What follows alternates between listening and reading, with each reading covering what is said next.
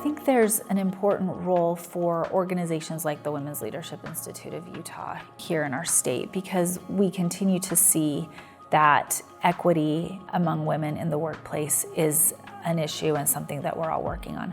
I think we're actually doing really great work here. The business that I work for, the Larry H. Miller Company, and many businesses across our state are doing incredible work. But we always want to continue to do better, and we want to continue to pave the way for those who are coming behind us. And that's my objective always, is to pay it forward and to set groundwork that people who come behind me can continue to thrive when they get in the door, or that they actually have the opportunity to get to the door. And so I think Women's Leadership Institute of Utah carries a voice, and it puts issues at the forefront, and it serves as a thought leader, and it's an expert on these issues when we need to turn to somebody or some group to help us through a difficult issue. I have had probably a dozen incredible mentors, but even more important, I've had sponsors. People who actually don't just cheer from behind, but pull from the front. I will say it's those who recognize talent, man or woman, when they're looking at a young professional and say, this person deserves an opportunity. And now that I'm at a point in my career where I don't have to always be the one giving the briefing, and I don't have to always be the one at the front of the room, I've learned from my sponsors and my mentors that it's great to give way to young professionals. And that's what happened for me. I specifically remember I was working for the Utah Department of Transportation. I was very young, I was in my 20s, and I had just started working on the Olympic transportation plan for the 2002 Winter Olympics. And it was my boss, the executive director of UDOT, who had a briefing with Governor Leavitt.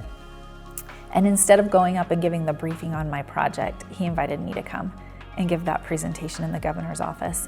And as nervous as I was, I didn't realize at that time exactly what he was doing. But he was paving the way for me to have an opportunity to get face time with top decision makers in the state. That ultimately led to me having a job in the governor's office with the Walker administration.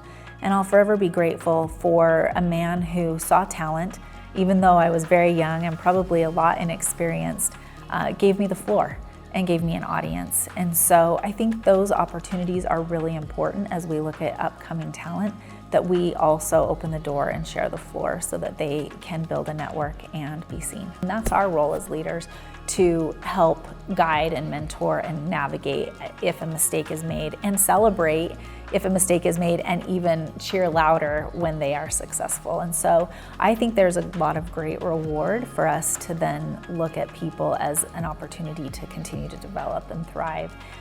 We're not good leaders if we're not preparing our successors.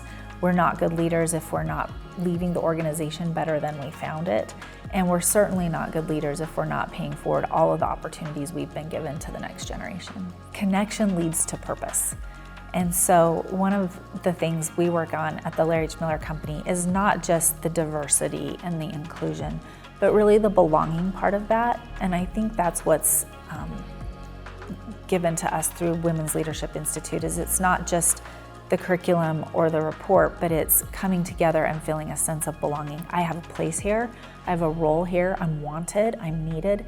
And if we as businesses can take that back to our organizations and people show up thinking, I belong and I want to belong, the results are off the chart, and we have employees for life, really.